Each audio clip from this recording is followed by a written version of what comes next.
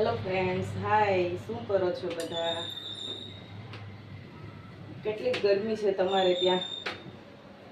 આજે એક વાત કેવી હતી, જે રોટલી કરતા હોય એમને ખાલી પૂછી જોજો રસોડામાં, અહીંયા જોઈને એમને ખાલી પૂછી જોજો કે કેવી ગરમી થાય છે.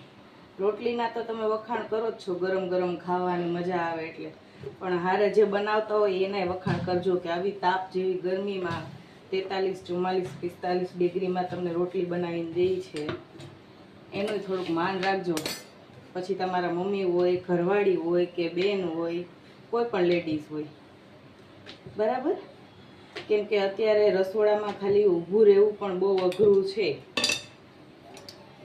એટલા માટે હાલો રોટલી ખાવી હોય તો મસ્ત. એટલે પ્લીઝ તમારા મમ્મી, બેન, ઘરવાળી